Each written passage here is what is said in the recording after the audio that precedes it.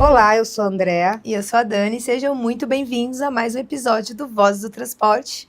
E hoje com papo de tecnologia, vanguarda, inovações. Exatamente. E o nosso convidado aqui, eu vou ler, porque o sobrenome dele é simples. É um trava-língua. Mas é um trava-língua. Maurício Paguaga. Perfeito, Maurício André, acertou de primeira. A gente ia aí, ó, não deu. E ele é gerente de soluções digitais da ZF, Aftermarket América do Sul. Muito obrigada por estar vocês, aqui com André, a gente. Seja muito bem-vindo aí ao nosso videocast para falar aí de tecnologias e inovações. E eu acho que a gente podia começar já com a grande novidade, explicando pra gente, né, o que é essa grande novidade, esse escritório, esse hub. É um hub isso. De tecnologia.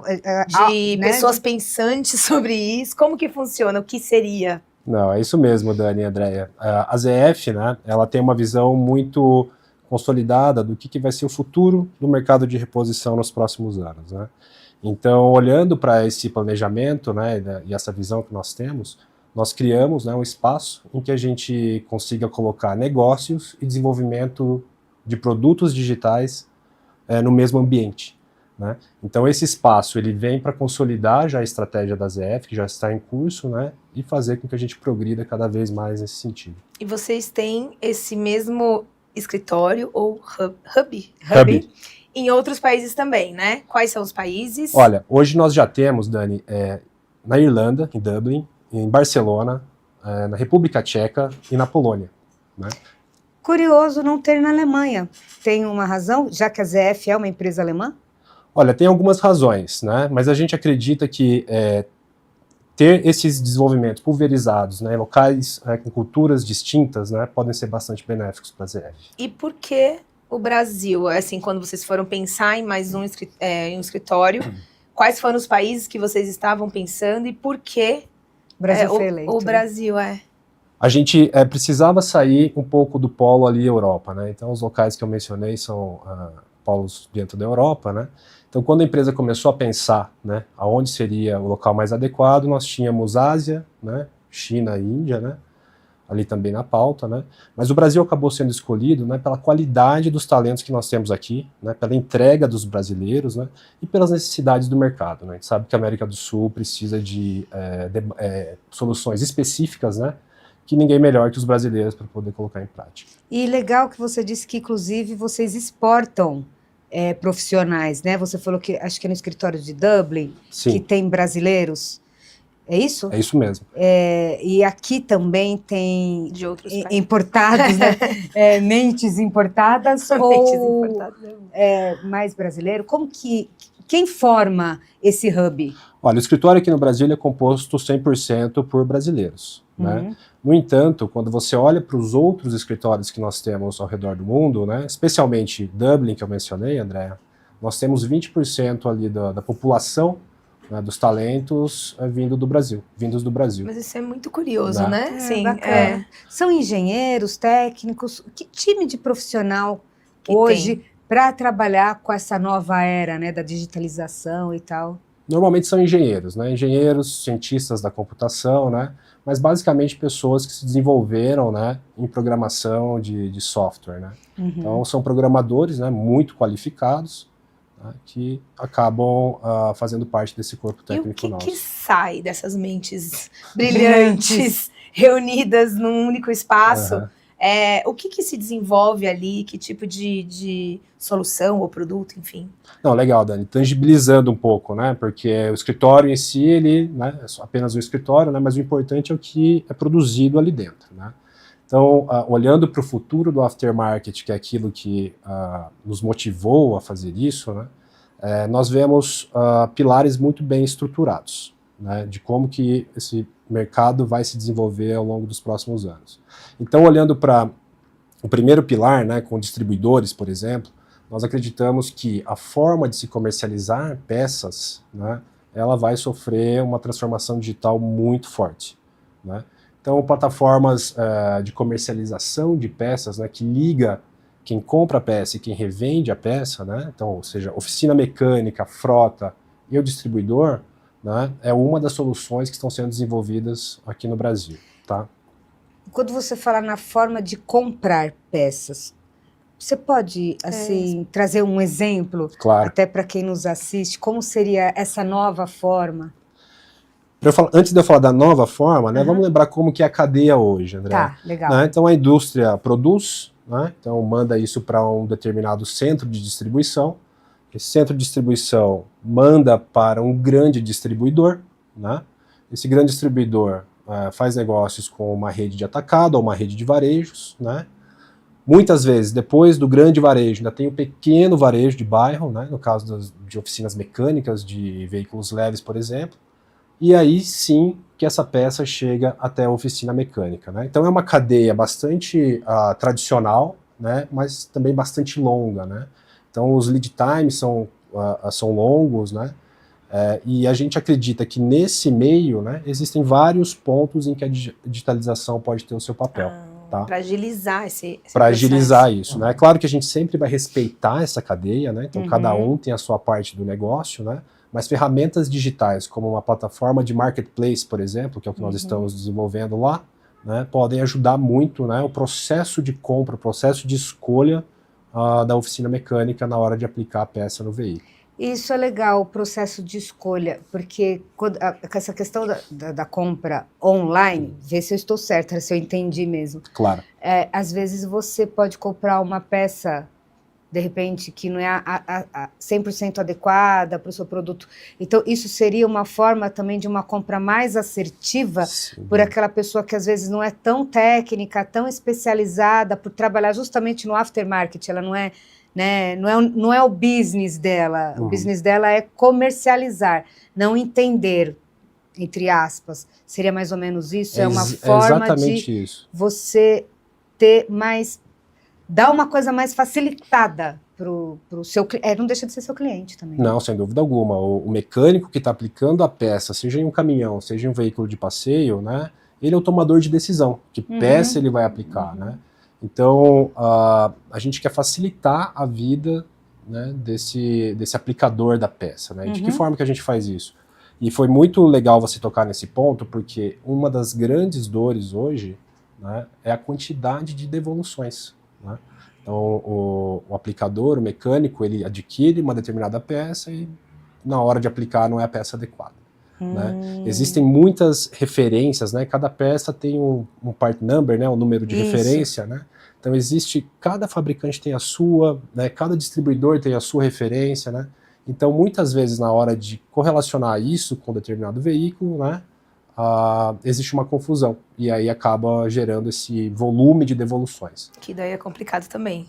Para você, acaba atrasando um pouco o trabalho. Fora o custo, né? O custo, a qualidade, o cliente insatisfeito, né? Sim. Então são diversos fatores. Você economiza em tudo, né? Em tempo, desperdício, custo, porque ele teve que abrir aquela caixa, aí teve o desperdício do papel, de tudo. Porque a gente olhando, isso já é dinheiro. É dinheiro, com certeza é dinheiro. E hoje qualquer coisa, né?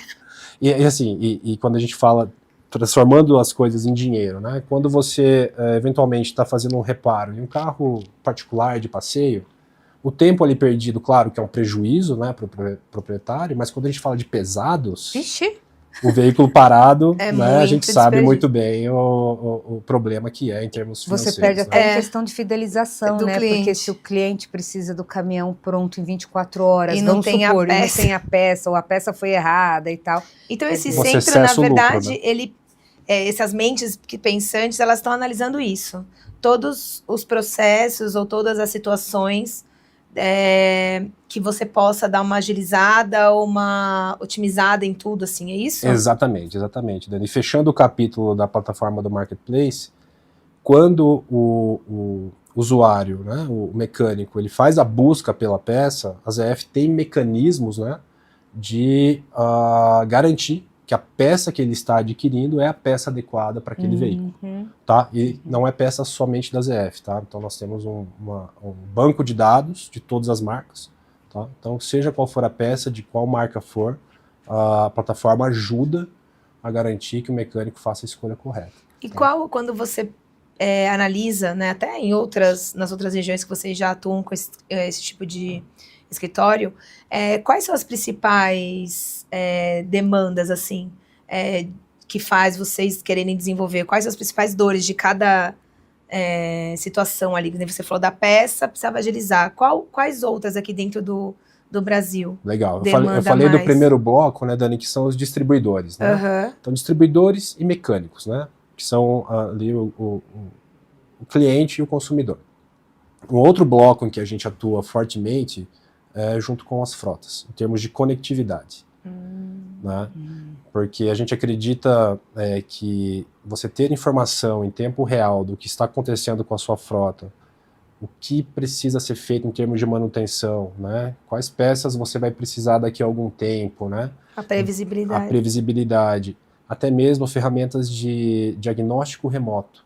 Ou seja, você consegue saber se determinado veículo que está lá em operação, né, está passando por algum problema que precise de uma intervenção antes que ele quebre. Entendi. Né? Uma atualização em nuvem, por exemplo? Eu não iria para uma atualização em nuvem, mas eu diria um diagnóstico mesmo, tá, André? Ou seja, imagina que você tem um ônibus em São Paulo, nesse momento, com uma transmissão que precise de algum reparo, porém aquela frota não está ciente disso. Né? Então a chance de que esse ônibus venha a ter um problema enquanto estiver em operação é muito grande. Né? Então, com as ferramentas de conectividade que a ZF está desenvolvendo, né, já estão no mercado, estão disponíveis, a gente consegue saber remotamente, né, se aquele ônibus precisa ser parado, né, para uma intervenção na manutenção, antes que ele quebre. Tá? Então, você acaba salvando custos, né, para a empresa, né, e minimizando transtornos. Isso tá? é mais ou menos o que hoje algumas montadoras, assim, quando a gente entende essas tecnologias avançadas, não sei se a gente pode falar também de telemetria, alguma coisa assim, elas dão essa informação. Seria um avanço Sim. dessas tecnologias que hoje a gente já vê em alguns caminhões, assim, por exemplo? Sim, a gente já tem várias ferramentas de telemetria aqui no nosso mercado, né? Especialmente para caminhões, né? Para a cabine do caminhão, vamos dizer assim, e também para os ônibus. Tá. Né? O que a gente traz para o mercado é um pouco mais do que a telemetria. Tá? Então a telemetria em si, as funções ali estão presentes no nosso produto, tá? Mas a gente consegue entregar esse diagnóstico mais profundo dos produtos da ZF, né? Porque, lembrando, né, a ZF, ela, com as aquisições, né, que foram feitas ao longo dos últimos anos, ela se tornou o maior fornecedor de autopeças para veículos comerciais globalmente. Tá. Né? Então nós temos facilmente ali em um conjunto cavalo-carreta algo em torno de 70 componentes. Né? Então esses componentes da ZF, né, geram dados críticos, né, em que nós conseguimos capturar com essas telemetrias, né, digamos assim, né, com a conectividade, e gerar essa massa de informações relevantes e acionáveis, né, para os frotistas. Tá? Gerar informações, muitas vezes, não é suficiente. Né? Tem que ser informações e ações, né, para que o frotista possa intervir e garantir a melhor manutenção de sua frota. Sim. Agora, vocês vão ter, já tem, né, sinergia com os escritórios, os hubs de outros países. Sim. Que tipo de informação, de repente, do Brasil é relevante para eles e deles é relevante para o Brasil? Já tem alguma coisa nesse sentido? Enfim, eu queria que você também trouxesse Essa troca, né? Essa troca. Sim. Não, e é uma troca bastante rica, né? Então, muitas coisas que acontecem lá, a gente acaba trazendo para cá e customizando, né, tropicalizando para o nosso mercado, né? Então, por exemplo, a leitura da situação dos eixos elétricos. Né? Então, hoje nós temos já veículos elétricos aqui no Brasil, começaram lá na Europa. Né? Então, os veículos elétricos que têm eixos EF hoje rodando no Brasil, a ZF tem condições de saber em tempo real o que está acontecendo com cada um deles. Né? Então, é uma solução que nós importamos, né, e já cabe aqui para o nosso mercado. No lado contrário, isso também é verdadeiro. Né? Então, porque hoje o mercado europeu ele é bastante homogêneo lá entre eles, né? Porém as outras regiões do mundo têm demandas diferentes. Né? Então, aqui no Brasil, por exemplo, nós temos soluções para implementos rodoviários, né? De soluções elétricas? De telemetria. De telemetria, tá. Telemetria, né, a conectividade dos implementos rodoviários, tá? Uma solução muito robusta, né, em que a gente aplica em situações muito mais agressivas, digamos assim, do que no mercado europeu. Então, vamos trazer um exemplo como o mercado florestal brasileiro, né? Uhum. Então, são condições de via despavimentadas, né, são muitas toneladas de carga, né, que esses caminhões puxam, né? Nós temos aqui clientes que têm composições com até 6 carretas, né? São os famosos hexatrem, né? Isso. Então, a gente tem soluções aqui que nós conseguimos ler tudo o que acontece com com essas 6 carretas da composição, pneu a pneu, né, por exemplo, né? E jogar toda essa informação para a nossa plataforma, né, disponibilizar para o cliente, e também disponibilizar essa informação em tempo real para o motorista na cabine, né? Então, não necessariamente, esse tipo de serviço, não necessariamente precisa ter, como eu posso explicar, algum componente ZF, ou precisa, porque, por exemplo, as carretas, o que elas teriam, tem o eixo, seria isso? Ou componente da ZF? Componentes da ZF para vocês fazerem essa telemetria, ou simplesmente eles podem comprar independente de ter alguma coisa da ZF ali? Eles podem comprar independente de ter alguma coisa da ZF ali, tá? Uhum. No entanto, desde janeiro de 2025, existe uma legislação que diz respeito ao controle de estabilidade para implementos rodoviários, né? Então, o que é isso, né? É você ter um freio capaz de atuar com controle de estabilidade, né? Ou seja, um freio capaz de atuar sem tombar o veículo. Exatamente, é o freio EBS, né? Que ele é conhecido pela função anti-tombamento, digamos assim, né? E hoje a ZF ela é a detentora do maior market share aqui no Brasil desses freios. Pode falar quanto?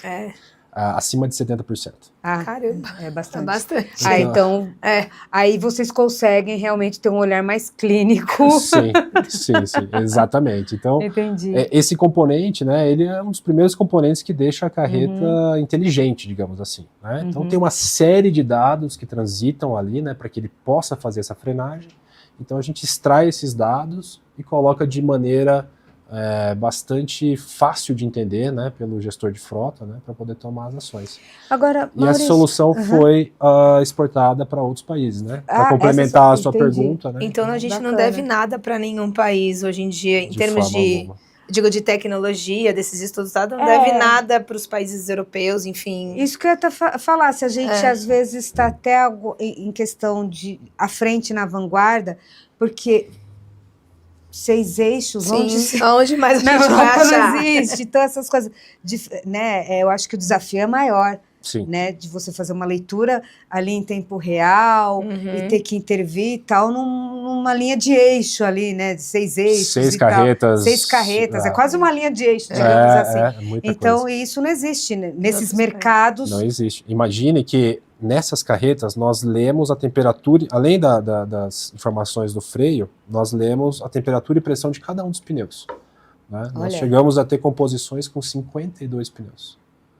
Né? Isso não se vê em lugar nenhum do mundo. Né? E isso é legal para uma manutenção mais assertiva e até você voltar para o cliente e falar, olha, você está tendo maior desgaste e ver ali qual é o problema da 6, aquela carreta, alguma coisa, enfim, e trazer a solução. É isso? Seria mais ou menos? São diversas, você pode olhar de diversas óticas, mas o objetivo final sempre é reduzir o custo operacional para os nossos clientes. E o pneu, a gente sabe que é o segundo maior custo, né? Então, é o segundo maior custo das frotas, né, de operação. E os clientes eles já enxergam essa facilidade, do que essas tecnologias trazem para eles. E agilidade para tomada de decisão. Eles já entendem a importância disso. As frotas mais profissionais, né, que tem uma gestão muito profissional e tem cuidado com cada um dos números ali que compõem seu resultado, já entenderam isso. Né? Então, todos os nossos clientes hoje, invariavelmente, são clientes que têm um perfil de um controle muito próximo dos seus custos. Ai, mas o médio e pequeno ainda tem uma certa dificuldade, um certo receio, ou não entenderam ainda? Como que tá esse movimento também com esse? Porque é a grande maioria também, às vezes, né? Sim, hoje ainda é a grande maioria, né? A gente até entende, porque até o início desse ano, né, não existia um elemento no implemento que trouxesse informações ricas, né, para que eles tomassem a decisão. Então a gente está passando por uma mudança cultural, digamos assim, primeiramente para que o frotista ele entenda o que tem na carreta dele, né, que é esse freio novo, né, que pode ajudá-lo de diversas maneiras, né, e o segundo passo é ele entender o que ele pode fazer com os dados que esse freio gera, né. Então desde, treinar melhor a minha frota para evitar os tombamentos, porque a gente diz para o frotista quantos acionamentos de antitombamento ele teve. Tá. Né, quantos acionamentos de ABS ele teve, né? A gente diz quanto de ar ele tem na carreta em cada um dos momentos, né, para poder fazer as frenagens. E essas informações são passadas para ele em tempo real? Em tempo real. E vocês conseguem desenvolver também ferramentas para treinamento desse motorista que está usando ali, ou não? Ou é só Sim. realmente para os equipamentos? Nós temos treinamentos ali na ZF, né, tanto para a condução, quanto também para a manutenção. Então as frotas parceiras da ZF hoje recebem visitas da nossa equipe técnica, né, dentro da sua área de manutenção e também na sua área de treinamento, para que eles possam ser instruídos, né, de como trabalhar com aquele dado. Porque daí fica mais fácil você também treinar, né? Quando você entende qual é o erro que está sendo Dani. cometido ali, você foca naquilo ali, não precisa ficar dando... Perfeito. A ZF fornece praticamente para todas as marcas de caminhões, ônibus, algum componente. Sim. Tem ZF. E aí, dentro dessa visão, né, do escritório, né, do que hoje o escritório se propõe a fazer, quando você está lá observando, de repente, o desempenho da sua caixa no caminhão X, o desempenho do seu eixo no implemento Y e tal, e são soluções combinadas, né? O desempenho também tem a ver, talvez, com outro componente ali do veículo, né? O desempenho da caixa com o motor, essa combinação. Vocês têm essas trocas ali, não só, que nem você falou da frenagem, aí tem o componente humano, né? E aí, numa transmissão, de repente, alguma coisa que você viu, olha, tá dando um delay, não sei, tô dando aqui exemplos que pode acontecer do motor com a transmissão, alguma coisa assim, durante o uso.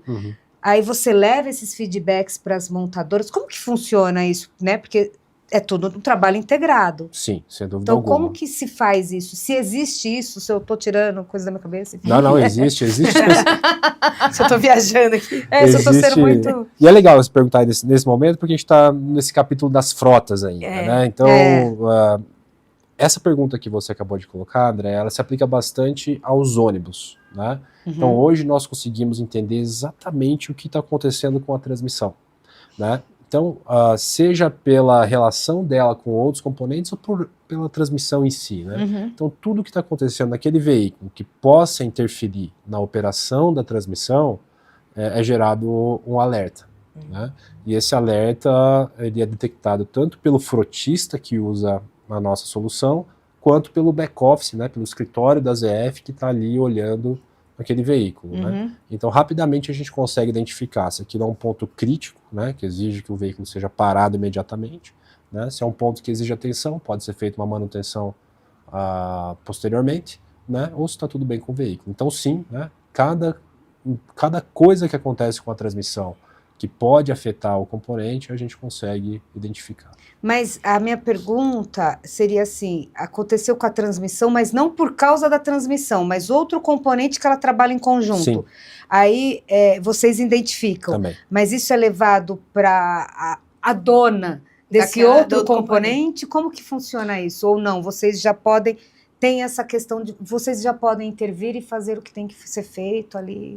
Hoje a gente tem uma lei de proteção de dados bastante restrita, né? Pensando nisso que eu fiz essa pergunta, na lei de proteção de dados. Exato, exato. Então hoje, quem é o cliente da ZF nesse sistema? Ele é o dono do veículo, né? Porque o veículo pertence àquela frota, que por sua vez detém os dados de tudo que acontece com aquele veículo. Tá? Então, assim, a menos que haja um consentimento dessa frota para que a gente compartilhe esses dados com outro interessado, né, ela fica de propriedade da frota. Então, hoje só compartilhamos com a frota. Porque daí de lá eles podem também já acionar. Exatamente. E você tem números, por exemplo, do quanto essas soluções que vocês desenvolvem, por exemplo, aumenta a disponibilidade do veículo, ou reduz o custo de manutenção, ou do pneu, enfim, vocês têm já tem, né, ou existe já um estudo para que fale sobre isso? Nós temos diversos estudos, porque cada solução, ela tem um efeito diferente em cada uma das aplicações. Né? Então, imagine que uma carreta que anda no off-road, né, ou seja, estradas não pavimentadas, ela tem características diferentes de uma que anda na rodovia dos Bandeirantes. Né? Então, são números diferentes para cada uma das aplicações. Mas um número que eu posso trazer, que foi feito inclusive com um parceiro nosso, fabricante de pneus, né? Testes espelho, né? Com carretas monitoradas e carretas não monitoradas, por um longo período de tempo. Né? E se chegou à conclusão real, né, estatística, de que quando se monitora, ao menos 13% desse pneu tem a sua vida útil aumentada. 13%? 13%. Gente, isso é muito dinheiro. É bastante dinheiro. Tá? E quando você anda nas condições perfeitas de calibração, né, a gente sabe que é muito difícil estar 100% do tempo assim, mas quanto mais você anda calibrado, maior a sua chance de salvar combustível. Né? Então, nesses testes de espelho também, nós chegamos ali a um saving de 1,5% de combustível simplesmente por se andar com os pneus calibrados corretamente. Que é o primeiro maior custo, né, o diesel. Não, então, a gente está falando do primeiro e do segundo, né? Quer dizer, ele melhora 1,5 e depois 13 nos pneus. É muito dinheiro. Exatamente, é muito dinheiro e, Dani, levando de novo para a questão do controle de estabilidade, né? Você evitar um tombamento, né? Você salva vidas, você evita que produtos químicos sejam descartados. Ou mesmo desperdícios de carga, né? Que também, mesmo que não seja uma carga perigosa, mas enfim. Exatamente. Então, só o fato de você ter informação relevante para treinar os seus motoristas, isso também é um saving que não se calcula antes, né, de que aconteça um prejuízo desse, né, um acidente, né? Mas é algo que certamente te previne dor de cabeça no futuro. Sim. Você consegue dizer para onde vamos nesse sentido? Para onde o escritório Hub caminha? Onde essas mentes... e o que a gente pode ver aí pela frente, o que vai vir? Sim, porque existe também uma outra frente que nós trabalhamos lá com bastante intensidade, que são ferramentas para as oficinas. Tá? Então, diagnósticos veiculares, tá? Que são os famosos scanners, né? Que as oficinas usam ali no seu dia a dia. Né? Então, percebam, Dani e Andréa, nós falamos de venda de peças através de uma plataforma, nós falamos de conectividade, e a gente fala de diagnósticos, que é entender de fato o que está acontecendo com aquele veículo. Né? Então, você sabe aonde está o veículo, você sabe que peça você precisa trocar e você sabe aonde comprar essa peça. Então a gente vê que no futuro tudo isso estará conectado. Entendi. Né? Em maior ou menor grau, mas certamente essas coisas terão uma interconexão de forma a fechar o elo total da cadeia. Mas eu não entendi das oficinas. Da oficina vocês oferecem a solução para diagnóstico mais preciso, é isso? Sim. Sim, então imagine que o seu veículo parou lá na oficina, né, e você precisa entender o que está acontecendo de errado com aquele carro. Né? Então você conecta ali um diagnóstico, né, ou scanner, né, e ele te traz a informação daquilo que precisa ser reparado. Né? Uma vez que você tem a informação do que precisa ser reparado, você sabe que peça você precisa comprar. Né? Então, através das nossas plataformas, você pode também adquirir essa peça Então realmente vocês estão fechando toda... Com o melhor custo e com o melhor... E uma vez que você tem os veículos conectados, você também tem a chance de saber aonde está esse veículo, né? Se existe algum problema previamente que você pode já agendar uma manutenção, né? E trazê-lo para a oficina. Pense que em caso de grandes frotas, né, elas rodam o país todo. Sim. Né? Então, muitas vezes, uma empresa que está no sul do Brasil roda lá no Amazonas e precisa fazer uma manutenção por lá. Né? Então, quando você tem esses pontos conectados, fica muito mais fácil a sua tomada de decisão, né? Saber para onde enviar esse veículo, que peça trocar, né? Onde encontrar a peça naquela região mais rápido, exatamente, é isso? Exatamente. Então a gente está caminhando, na verdade, para quando a gente pega caminhão, por exemplo, para um transporte muito mais eficiente, seguro e talvez mais econômico também. Sem dúvida alguma. Essa que é o objetivo da ZF, né? Que a gente tenha o veículo sempre rodando, especialmente em condições seguras, né? Porque a gente sabe que o veículo parado é o prejuízo grande. Na certa pro E agora, voltando à minha pergunta, só porque eu fico sempre pensando, a gente sempre, quando a gente entende esse tipo de serviços, a gente sabe que, como você mesmo mencionou, que o cliente que já está estruturado, que é maior, que faz conta, ele é ok. Mas me preocupa muito saber que tem muitos pequenos ainda, transportadores e médios transportadores, que ainda... Não tem noção até em termos de dimensão do quanto ele talvez pode. Talvez eles não entendam ainda, ou acham que é muito caro, ou também acham que talvez não tenha tanta economia, enfim. Como que vocês pensam em atingir esse público? Porque, assim, você falando aqui é óbvio, né? né? Como assim? Economiza 13% de pneu, 1,5% de combustível. Como que você faz esse pequeno e esse médio enxergarem a importância de se ter essas ferramentas todas que hoje é oferecida? Nós estamos construindo isso junto ao mercado. Né? O primeiro passo é explicar para esses clientes que hoje não entendem essas ferramentas, né, que isso, na verdade, não é um custo, né? Porque a primeira percepção desses clientes é de que você está agregando custo à sua operação. E é completamente entendível isso, né? Porque hoje o frotista ele já anda com tamanha pressão, né, de competitividade, né? A gente sabe que a vida deles também não é fácil. Anda no limite, né? Anda no limite, né? Tentando ganhar os seus contratos, né? E sobreviver com esses custos elevadíssimos que nós temos de operação. Então você transpor essa barreira, né, de que você não está agregando um custo, mas sim um benefício, né, que vai trazer eficiência para a operação dele, e a partir dali... Economia também, né? Ele vai ganhar mais dinheiro, né? Então fazer esse processo de educação, né, em massa, ele é muito difícil. Deve ser o principal desafio. É um grande desafio, né? Então a gente consegue fazer com pequenos grupos, né? Muitas vezes individualmente ou com grupos de algumas frotas ao mesmo tempo, né? Mas vai ser um longo processo. A gente sabe que isso não vai acontecer do dia para a noite, né? Mas a gente acredita que quanto mais exemplos bons tiverem disponíveis no mercado, né? Isso ajuda também que os médios e pequenos ouçam, né, e entendam que aquilo é a direção a ser seguida. Sim. A ZF tem feito seu papel, né, conforme a gente consegue alcançar todos esses frotistas, né, mas o Brasil é muito grande.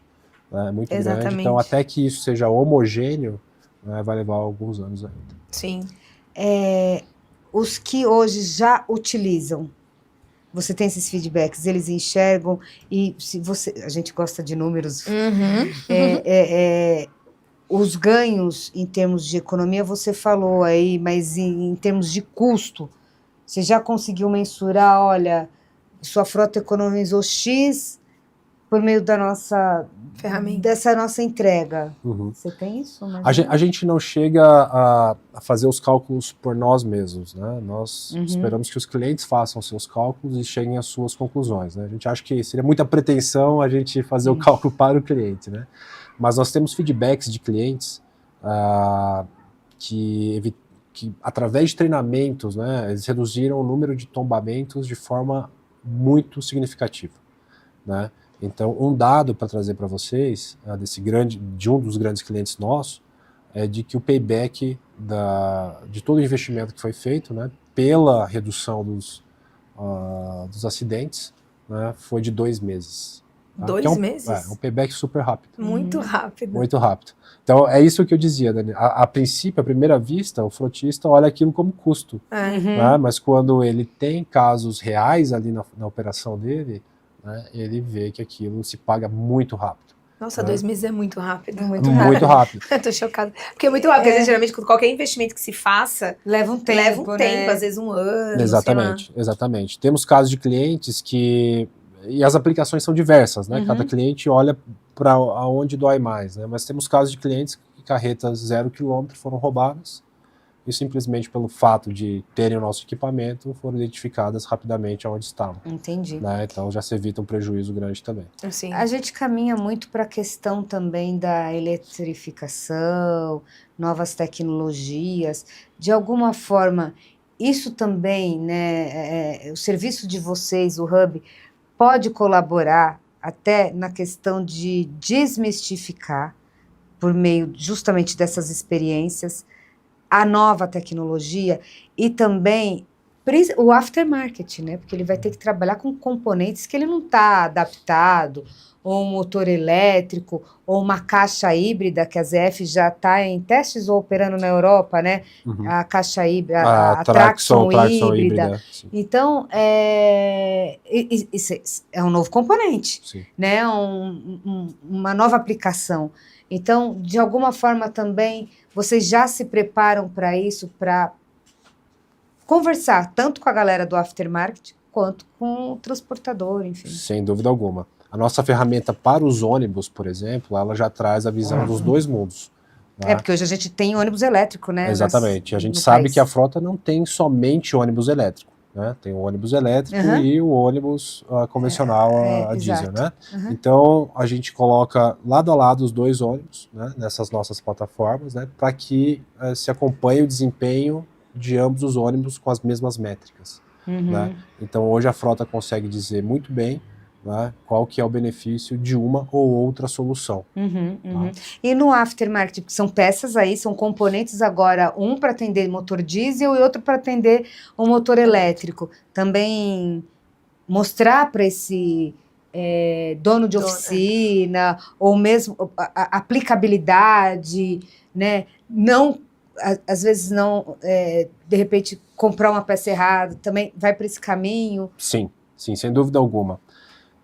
Eu mencionei há pouco, né, sobre o diagnóstico dos veículos, né? Então, assim, só pelo fato de você ter equipamentos eletrônicos, né, ali que fazem parte dos componentes elétricos, né, do eixo elétrico, por exemplo, né, você acaba tendo muito mais dados à sua disposição. Quando você tem mais dados à sua disposição, você consegue tomar ações de manutenção preventiva e não corretiva. Tá? Isso por si só já é um caminho de você ter saving em relação, né, de ter redução de custos em relação ao modelo tradicional. Tá? Então, depois você passar por treinamentos, né, para que faça as manutenções corretas desses componentes, porque hoje parece trivial, né, mas são equipamentos muito sofisticados, né, delicados e de alta voltagem. Né? Então você precisa de treinamentos muito específicos para fazer a coisa correta ali. Tá? Não dá para ser feito, de repente, nem com os mesmos profissionais, né, que já estão acostumados com... Os profissionais que trabalham com isso têm que ser treinados especificamente para aqueles componentes. Né? Então, a hora que você coloca todo esse pacote, né, o que está acontecendo com a peça, né, qual que é o desempenho dela, como que ela se compara aos veículos a combustão, quais treinamentos eu preciso para minha equipe, a hora que você coloca isso e faz a conta, você consegue ter uma visão muito clara, né, de uma realidade elétrica e uma realidade diesel. E metas para 2026? Tem alguma? Nós temos bastante metas para 2026. Você possa falar? Sim. Isso, dá spoiler. Posso adiantar? Não, sem dúvida alguma. Uma que eu posso trazer para vocês assim, de forma muito clara é a presença maior da ZF no mercado de diagnósticos para oficina. Tá. Então, a partir do primeiro trimestre de 2016, nós teremos ferramentas bastante interessantes, né, para servir as oficinas mecânicas. Bacana. E agora vamos para a última pergunta? A última pergunta que a gente não prepara a assessoria, né? Sim. Você está liderando todo esse hub aqui no Brasil e tal.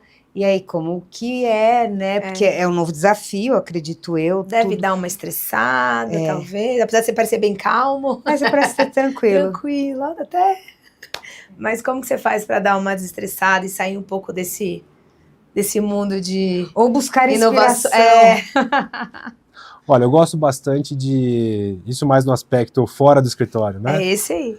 Eu gosto bastante de esportes, né? Então, eu procuro sempre, nos meus momentos de lazer, né? Também ter momentos de inspiração, né?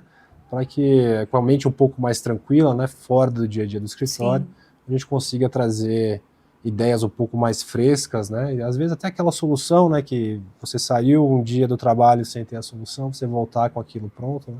Então eu acho que o esporte é uma grande fonte de inspiração para mim. E o que você faz? Pratica, né, em esporte? Qual esporte? Curiosa. As curiosas. A gente é super curiosa. Triatleta. Ele é triatleta.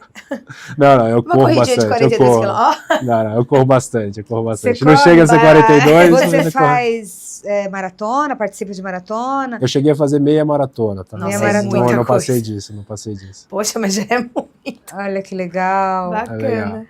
Bacana, então, obrigada pela participação. Já fica convite para a terceira temporada quando tiver mais novidades. Pois é. Para abrir pra gente. Muito obrigado. Obrigado, Dani, Andréia, pelo espaço e espero voltar com mais novidades em breve. Com certeza. E você, continue aí nos acompanhando, porque olha, sempre tem novidade aqui no Vozes do Transporte. Sempre às quartas, às 7h30. Até mais.